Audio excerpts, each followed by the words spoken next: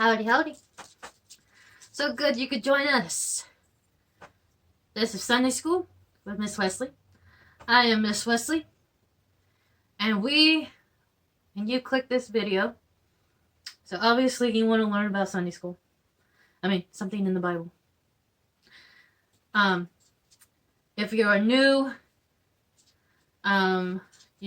this is Sunday School, and I do a series of lessons, and they're all different themes. Well, they're not all different themes. I go in a series of a theme, and right now we are in the theme of she-heroes, which is she and heroes together, which it means that we are learning about female heroes in the Bible. And on this particular lesson, we are learning about Mary. And this video was recorded at Christmas time. So if you're watching this in the middle of August, just know this was recorded in the middle of December. So Mary is very befitting in December. Actually, Mary is befitting at any time. But we are doing Mary and her wonderful influence in the Bible. And she is every much of a hero as anyone else that we have learned about in this series. At first, I was going to do Mary because she is rather quite done often. A lot of people teach on her, and I felt that it was kind of overdone. But then in October, as I was starting out my lessons, I was either going to do Miriam or the woman that funded all of the disciples in Acts. There was a woman that funded their missions. If you ever get a chance, read about both of them. In fact, if you get a chance, read your Bible and study these. There's a lot of women in the Bible that are heroes, and they did amazing things, and they changed the course of things that were happening. They were amazing women, and if you ever get a chance, take the time to do it. But anyways, back in October, when I was studying everything out and getting all my lessons done, I was going to do a Christmas play too. I was going to write one, and I started reading Luke because I wanted to refresh myself, even though I've heard the story 100 times. I wanted to refresh myself because I was having a block. I was having writer's block in this Christmas play idea. So I started studying Mary.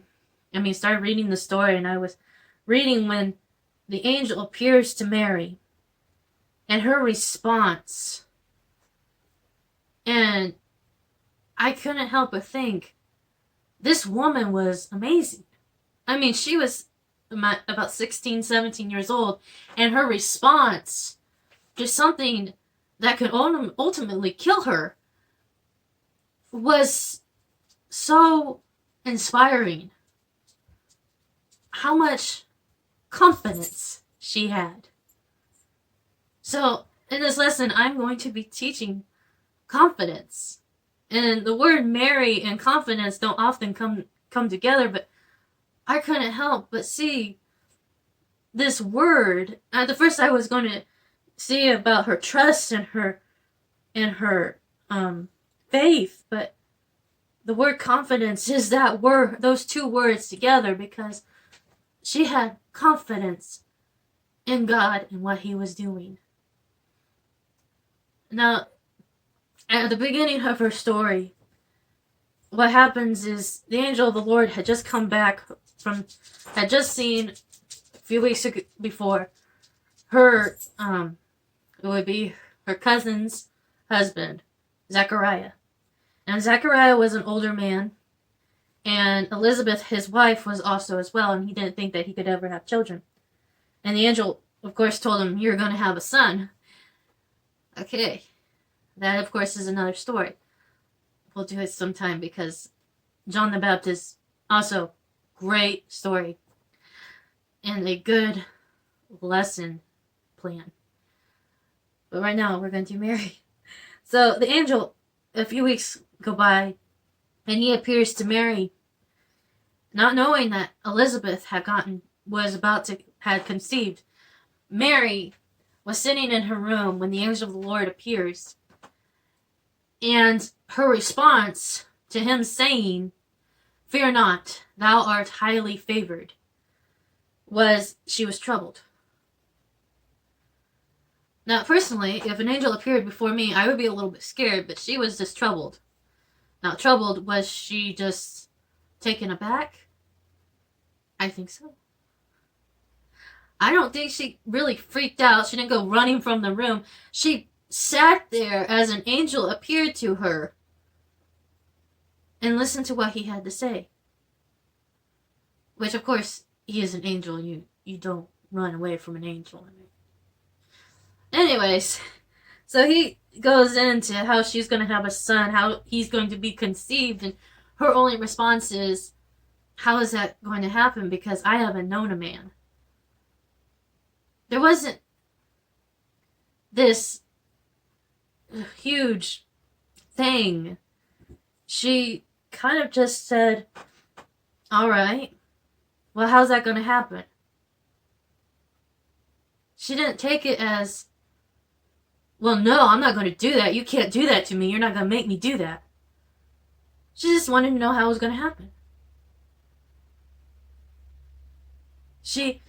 It was this response. I mean, we would say that she was slow, but she wasn't being slow. She was taking it in stride. Everything that happened afterwards, everything from the moment that was told that she was going to have a son, she took everything in stride. From the moment when the shepherds appeared, to when the wise men appeared, to Jesus going and teaching in the temple when he was about 9, well, I was 12. Everything, she took it in stride, and she pondered it in her heart. But she didn't, it was like she knew, she had confidence that God was taking care of it.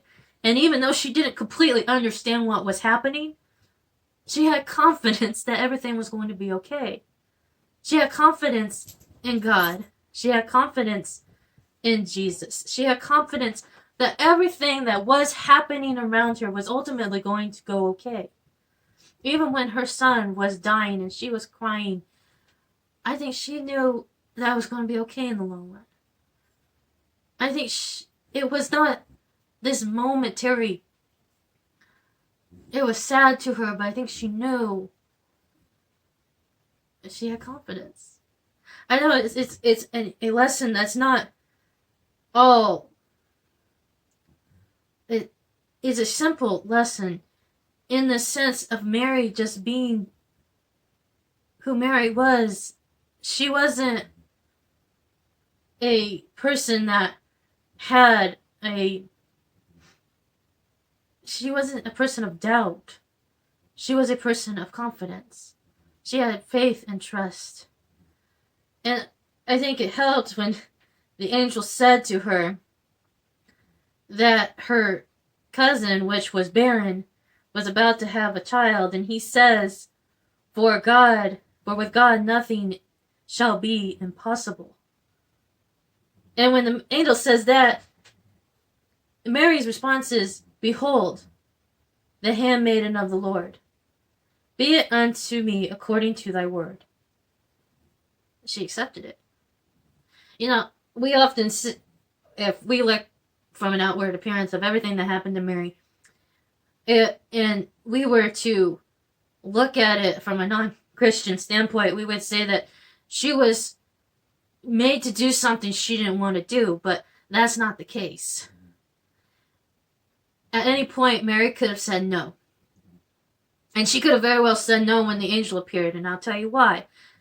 Because she would have been, if someone wanted to find out that she had been pregnant when she was not married to Joseph, which she was espoused to him, she was engaged to him, but she had not been with anyone, including Joseph. If they had found out, Mary would have been taken out and stoned. And when I say stoned, I mean they would have surrounded her, men, and they would have picked up huge rocks. I'm not talking little bitty pebble stones. I'm talking giant rocks, and they would have hurled them at her repeatedly until she was dead. She was taken on a huge feat. And she had confidence. She had confidence in what she was doing. And she had confidence that God would see her through.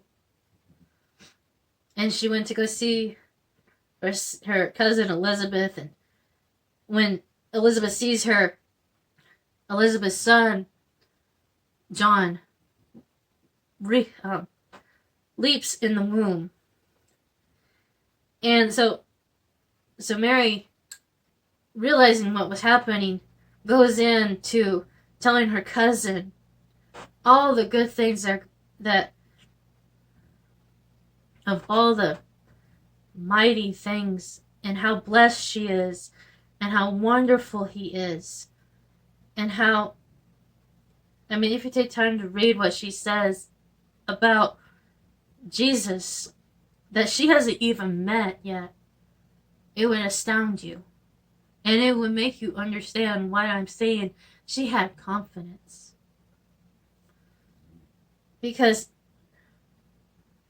Mary, although we say that she didn't really understand, and no, she didn't completely understand, but she knew she was doing special and God chose her. And she had confidence that everything was going to be alright. And I'm saying this word completely because, over and over again, because I want it to become in your mind. Confidence. Where does your confidence lie? Are we confident in ourselves? Now, we live in a society that says we must be confident in ourselves. And that is true. You should have some confidence in yourself, but not to the point where you have sole confidence in your abilities. Will you take the power out of God's control and put it in your control? Because let me tell you something. You are not in control. Your confidence can only take you so far. Because you are limited. But with God, all things are possible. Because with God, nothing is impossible.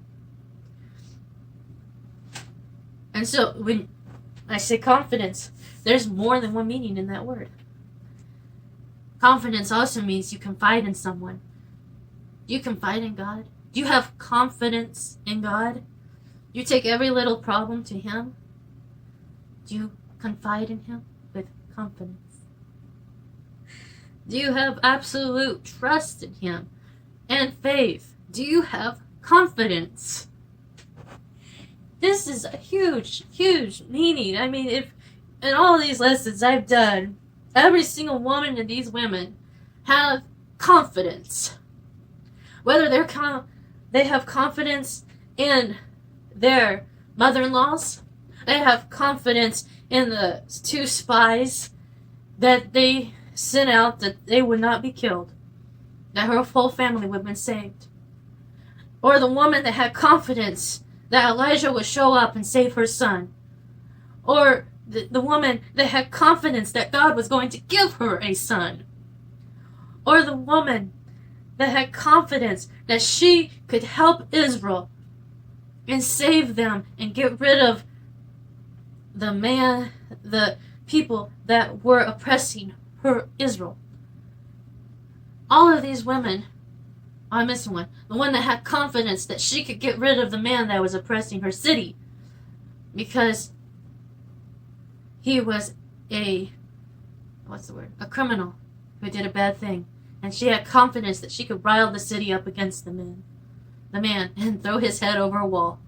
All these women had confidence. Whether they were having confidence in someone else, confidence in God, confidence. That word is important. Just like Mary had confidence that God was going to see her through. That everything was going to be alright in the long run. Confidence. I never thought I would be teaching Mary with confidence. Oh, that's awesome. Okay. Now we're going to do our project real quick. I'm going to do it as quickly as possible. What you're going to need: old sock, a piece of cardboard that cut in a circle, glue, piece of blue fabric, some white rice, some twisty ties, a piece of string, a marker, and some fluff. I'm using an old pillow. Someone decided to tear a hole in. Alright, we're going to do this as quickly as possible because I do have a limited time. We went a little long on the lesson. Alright. So what you want to do real quick is take this, because you're going to make one of these guys. So what you want when you get your sock is you either want an athletic sock, and make sure it's a long one, and you want to make sure, first of all, because you want an athletic sock because they're fuzzy on the inside and you're going to make a snowman. Now, you can make whatever color you want. I happen to have a white one because I cannot, in legal conscious, use a good sock, because I wasn't taught that way. So I got an old sock with a hole in it. I can't in good conscience do that.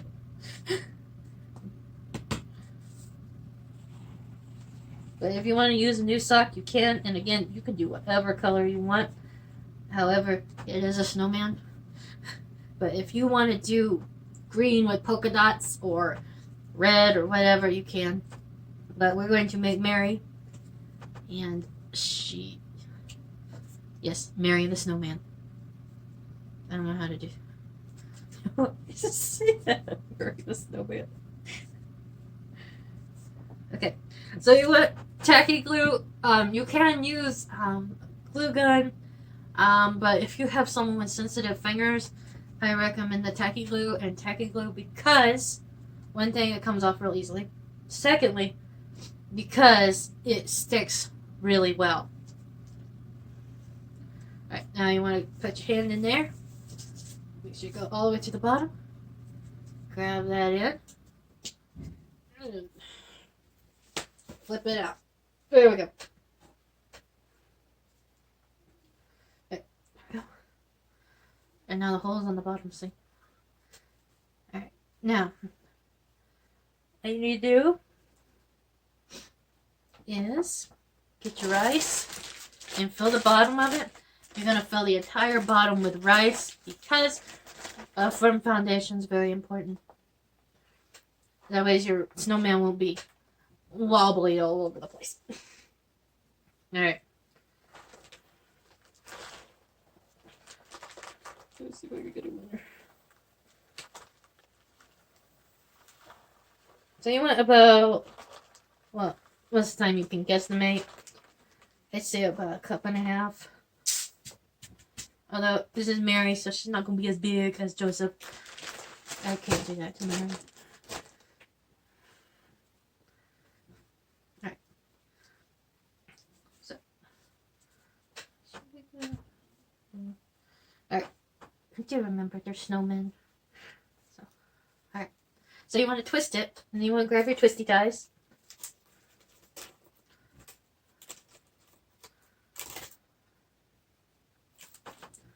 And put it around here. Tie her off. There we go. And then take the excess. Put it up with my scissors. Ah, I forgot. You're gonna need scissors. And now, of course, this is rice, so you can morph it any way you want it. So if you want her to have a slightly smaller bottom, you can just, make her feel better. Then you want to make sure you got some more rice at the bottom here. Next layer. Just a little bit. You don't need a lot. I'd say about, let's say about 2 tablespoons. No, it'll be about 1/4 cup. Alright.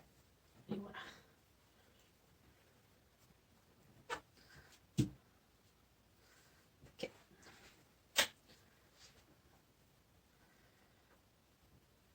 Here we go. And that's about 1/2 cup. Fine. Alright, and then you get your remaining twisty tie. Take her. And there we go.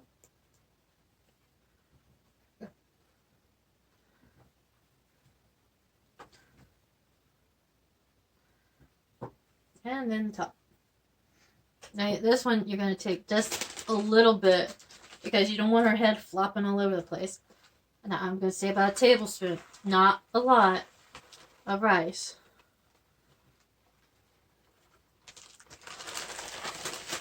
Right? I'm surprised I'm doing this alone. Usually when my dogs hear a rattling bag, I guess they know it's rice. They don't like rice uncooked. It has to be cooked. And I had too much rice in there, so I'm going to take some out. Alright. I think I still put too much rice in there, but... Okay. No.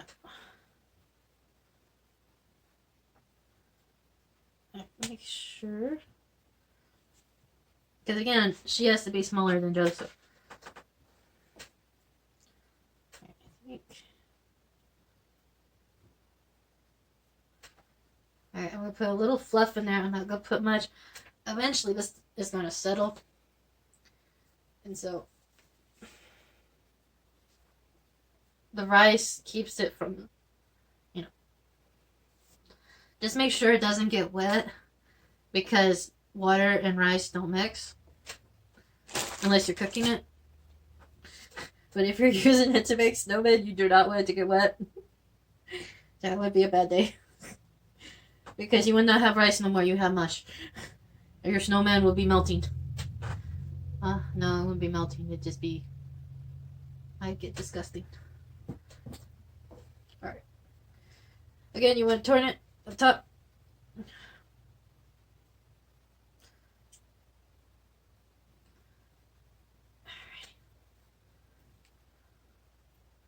Do the twisty tie thing.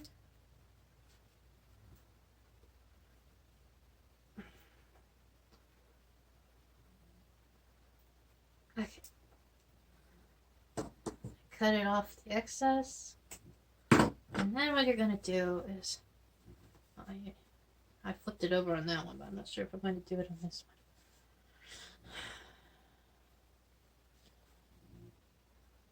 Because all the fluffy is on the inside.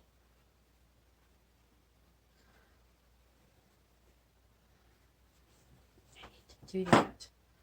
Because all the fuzzy's on the inside.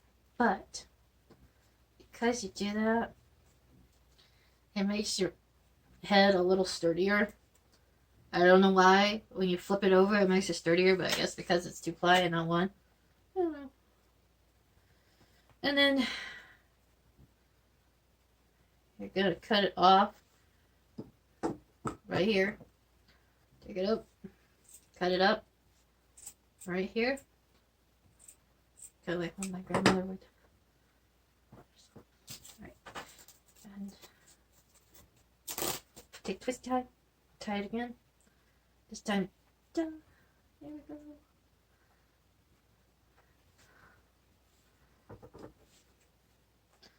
I cut it around.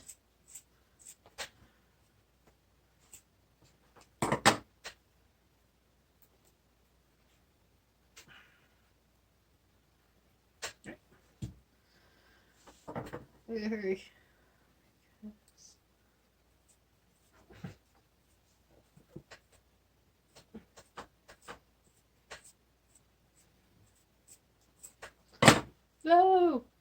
Stand up, Mary. Stand up.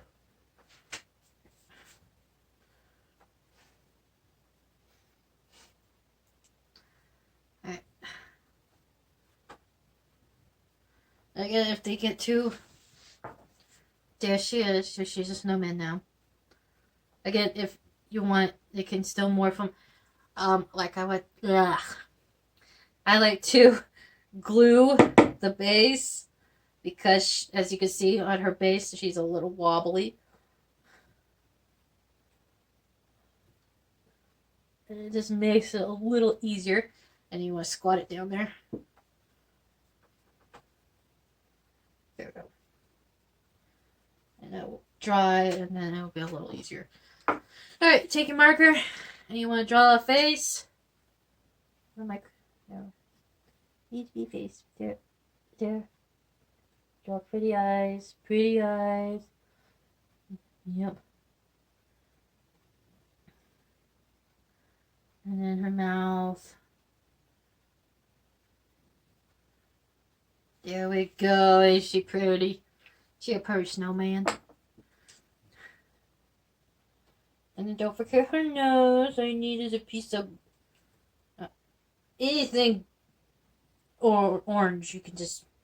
I happen to have felt. And you just stick it around there. Quickly. Here we go. And we have this. Mary. Look at me, girl. Here we go. Alright. So next week, we're going to be celebrating with one of my girls. Because next week is our last lesson in female heroes. Yup. And then we are going to be going into our next series, which is calling Dr. God, calling Dr. Jesus. And celebrating. And we have Mary girl. There we go.